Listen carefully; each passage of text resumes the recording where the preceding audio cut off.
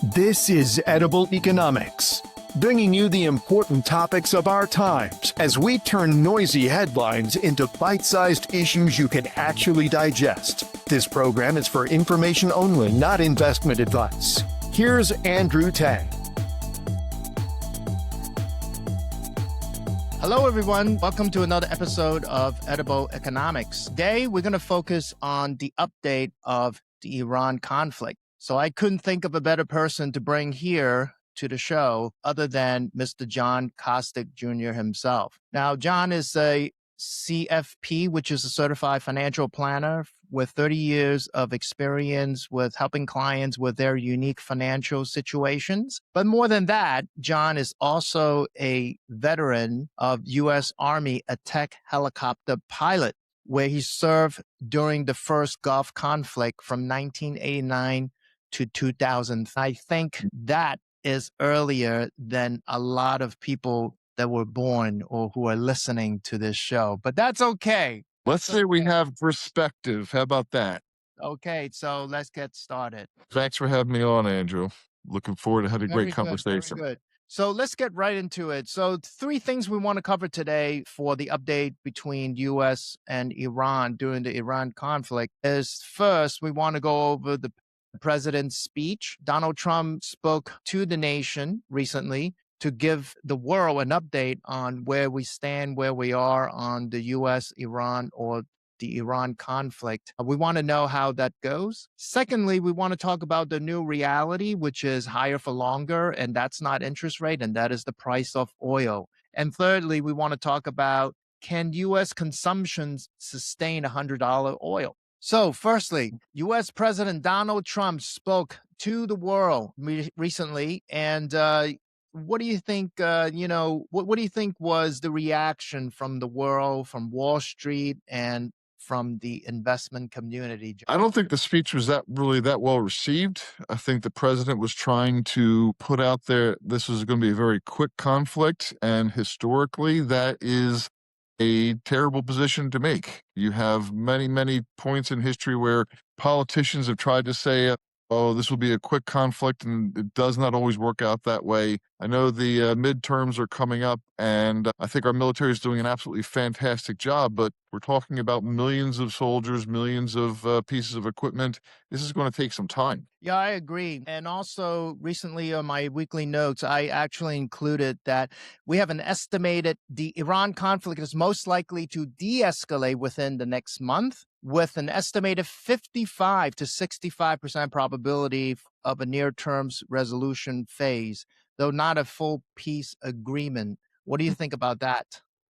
I think it's going to take a much longer time for this entire regime change to occur, if it will ever occur. They've been in power 47 years. They like the power they have.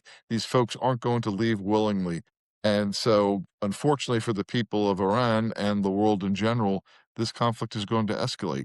Now, how does that affect us here today? We've got oil shocks, we've got economic shocks, we've got fear of an escalating conflict. I think we have to just take a longer term perspective, and as opposed to saying it's going to be over in a couple weeks. Yeah, I agree. And to add to what you have already said, I think the choice of words from the president was not good. Why did he have to say the word killed? All right, that's one. Second of all, it's more of the same from what he have said before. And obviously, we don't have information or data to confirm that. We all like to believe that the conflict is going to resolve very quickly. And I have full faith in this system, meaning it's not just the president negotiating, it's the entire team of the current administration that is working behind the scenes. And I also have to remind everyone that it's not just the US. The whole world has their stake in it as well, even though the president complained about the NATO allies not helping. But the fact of the matter is, 2 days ago, the UAE pledged that they will help in the effort to negotiate with Iran to make sure, or to help the effort to open or reopen the Straits of Hormuz. So that is good news. It's not just oil going through the straits, it's fertilizer, it's food, it's so many other goods. And I'm not surprised that we're getting support from other Arab countries in that area. It's not good for business for them either. Nobody Yeah, and wants this to happen, but we need this. May have had to have happened because of where Iran was going with their nuclear program, with their missiles, and unfortunately, this is the medicine that we have to take. yes, yes. What I was going to say is that, was it yesterday that the 4-page letter that came out from the Iranian president, basically promoting the idea of having a dialogue in the US. That in itself, if anyone reads between the lines, is another event that is working towards a resolution, in my opinion. They are running out of ammunition, but they are scrambling. But they don't want the situation to escalate to a state that, every politician or leader in Iran is going to be assassinated. They know that that could be the end game here, and they have really nowhere else to fire their drones to outside of the neighboring country because they can't reach the U.S. and the U.S. bases are very heavily defended. So I think it's just silly for them to continue this fight, in my opinion, and they really should start to work towards a resolution. But they will give it all before they start to negotiate. This is my take. I'm interested in what you think about this new reality that we live in now. Are Yep. we going to be dealing with higher oil prices for the next year, 10 years? What do you think, Andrew? Yeah, that's going to lead us to the second topic, new reality, higher for longer. And this time is not interest rate, is the price of oil. So now we have seen the price of oil, crude per barrel, it's over $100 per barrel. And for the May's contract, it hit as high as 108. Okay, that's next month's contract. And if we look for the most recent fuel prices, gasoline prices, refined product across the United States, according to AAA fuel prices, the U.S. national average is at 4.09 right now. It's over $4 U.S. gas. So the question is this bad for the U.S. Alone, or is it bad for everybody else? What do you think? U.S. being an independent energy producer is not as gravely impacted as other nations, but let's face it, oil is a worldwide commodity, and what happens in the Middle East does affect us here. I've had some clients say, why are we even had to pay higher prices? We make our own. Well, it's just the world market. And unfortunately, the president doesn't have the ability to say, I know its prices around the world is higher, but we're going to make sure you charge less. The economy doesn't work that way. For now, it's interesting to me how the conversation has quickly shifted from oil prices as the main topic versus interest rates. Last year, everyone was saying, when's the Fed going to lower? How many rates are we going to have? That conversation doesn't exist anymore. The Fed isn't even hinting that they're going to be lowering interest rates anytime soon. I think we're in for the more oil shock, seeing it over $100 a barrel. Right now, Andrew, do you have a handle on where are those contracts for oil in this coming December? That's what I want to look at. Where is the price and the market telling us that oil is going to be 5-6 months in the future? Yeah, I don't have that right now, Okay, but we'll dig that up.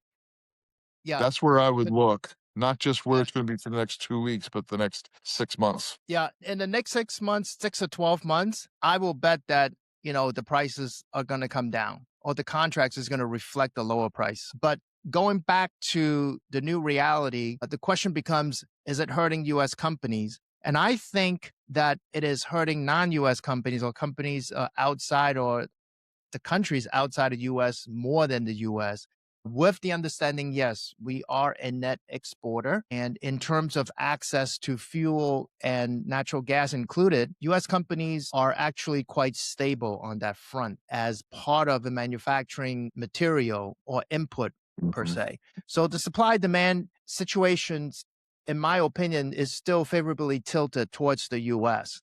Now, and then if we start talking about LNG, or natural gas itself, U.S. is dubbed the Saudi Arabia of natural gas. We have the Marcellus Shales and we also have the Permian Basin. And, we have plenty of natural gas. So if we need to produce electricity, obviously, to run factories, we have plenty of that in the U.S. And so do you agree with the fact that it is hurting countries outside the U.S. more than U.S. itself?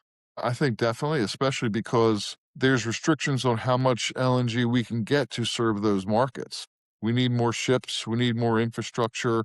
We need more manufacturing that has been neglected over the last 30, 40 years. And you just can't wave a magic wand and catch up. But this does give us U.S. companies a great opportunity to serve those additional markets that need their support quite so much.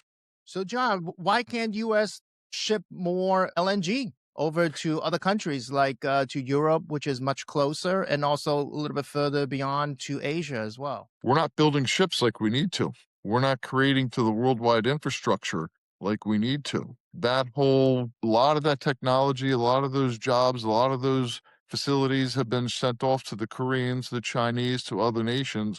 And that, in one area, is where I do support the president in bringing back that manufacturing base to the United States. But it takes time. It's going to take more than a few months. Yeah, I agree. I think We're seeing the progress, but yeah. it's going to take some time. Yeah, the cruise ships around the world, I believe they're made in Europe. If not the French, it will be the Italians. Yeah. Yeah. And so that leads us to the third and final question is, can U.S. consumption sustain when oil is at $100? I think the retail consumer has been very strong in this marketplace in spite of the fact of higher price shocks on fuel, oil, energy, and also some job issues that have been starting to take into place with the use of AI. Companies are doing more and more with less. There's less hiring, especially in the tech industry where you'd think that'd be thriving. I remember years ago telling my daughter, you need to learn how to code. Well, you don't really need to learn how to code anymore. And so the market is evolving, the job market is evolving, but the consumer's been very strong. Don't you think so? Yeah, absolutely. I mean, despite consumer sentiment indices are down, you have University of Michigan, you have the Conference Board. These two indicators are pointing U.S. consumer sentiments are down. And, because job security is non-existent in many cases. However, the actual consumption remains solid when we look at the debit card and the credit card transactions. So that tells a very different story, meaning people are still spending despite saying, well, I don't know if I'm going to have a job next, but they're still spending. Still spending. Yeah. They're still spending. So I like to also highlight the previous period when oil was $100 per barrel or even higher. Now, the first period or the most closest to where we are right now is March to June 2022. And that was the result of the war between Ukraine and Russia. So that's the closest period. Now, a little bit further out we go, we see 2011 to 2014. That's when oil was consistently above $100. And then prior to that was 2008, obviously, when oil spiked to as high as $147 before collapsing during the great financial crisis.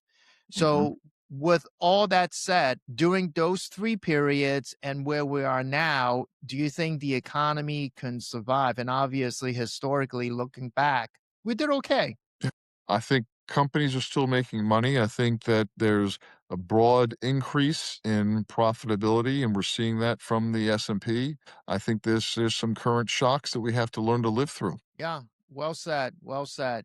So that leads us to the conclusion. So I think the U.S. economy is going to chug along fine. So far, we are seeing some indication, especially confirmed by Kalshi and Polymarket, that the resolution should happen near term. When I say near term or not long term, that is under 12 months. So hopefully things will be looking up and more agreements will be able to be drafted. So thank you very much for watching till the end. Again, if you like the channel, please click the like button and subscribe. And until then, we'll see you soon.